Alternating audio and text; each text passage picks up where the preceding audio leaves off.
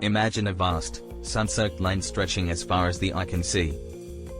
This is Africa, a continent rich in culture, resources, and history. But beneath its fertile soils and bustling cities lies a complex web of financial struggles, where the dreams of millions are often held captive by invisible strings pulled by powerful forces from the West and the East. Once upon a time, Africa was known as the land of gold, diamonds, and untold wealth. From the glittering sands of the Sahara to the mineral-rich depths of the Congo, the continent promised prosperity. Yet, for centuries, that promise was snatched away, first by colonizers who carved the land into pieces and then by new players in the global game, financial institutions with names that whispered power, the IMF and the World Bank. These institutions, established with the noble aim of fostering global development, became the new masters of Africa's fate.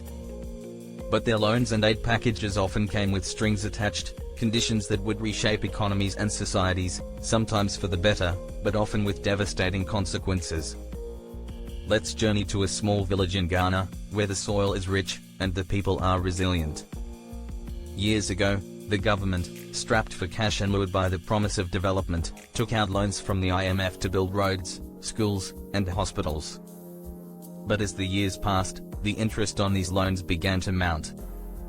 The villagers noticed changes, higher taxes, cuts in public services, and a strange dependency on foreign goods. Across the continent, similar stories unfolded. In Kenya, farmers struggled as subsidies were slashed under IMF directives. In Nigeria, oil revenues flowed like water, yet the wealth evaporated into the hands of foreign companies and corrupt officials. The people felt the weight of an invisible yoke, debt that grew heavier with each passing year, binding them to a cycle of poverty. But Africa's story didn't end with the West. As the sun set on one empire, another rose in the East. China, with its vast resources and insatiable hunger for growth, turned its eyes toward Africa. Unlike the West, China came with a different approach, no strings attached, or so it seemed. The Chinese built roads, railways, and ports. They invested in infrastructure, creating jobs and boosting economies. Yet, there was a catch. These projects were often funded by Chinese loans, built by Chinese workers, and managed by Chinese companies. The infrastructure was impressive, but the debt grew even larger. In the halls of power, African leaders faced a dilemma. The West, with its IMF and World Bank, offered money but demanded control. The East, with its promises of partnership, offered loans that could lead to dependency. And so, the continent became a battleground, where the West and East vied for influence, each wanting a piece of Africa's treasure. As the years rolled on, it became clear that the battle for Africa was not just about resources but about sovereignty. The IMF and World Bank, with their policies of structural adjustment, were seen by many as tools of neocolonialism. These policies, while aimed at stabilizing economies, often led to the privatization of public assets, the weakening of local industries, and the erosion of social safety nets. In Zambia, the once proud copper mines fell into foreign hands.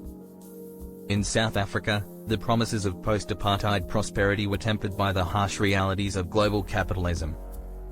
And in Ethiopia, a grand dam project, meant to power the nation, sparked tensions with neighboring countries, all while being financed by Chinese loans.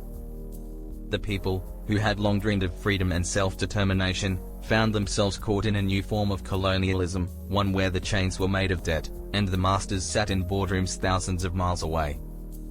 But Africa is not a land of despair. It is a land of hope, resilience, and endless possibilities. Across the continent, a new generation is rising, one that is determined to break free from the cycle of dependency. They are entrepreneurs, activists, and leaders who see the potential in their land and their people. In Rwanda, a tech revolution is underway, with young innovators creating solutions tailored for Africa's unique challenges. In Nigeria, the music and film industries are taking the world by storm, showcasing the continent's rich culture and creativity. And in Ghana, a new movement for financial independence is gaining momentum, with calls for transparent governance and sustainable development. These stories are not just about survival, they are about thriving.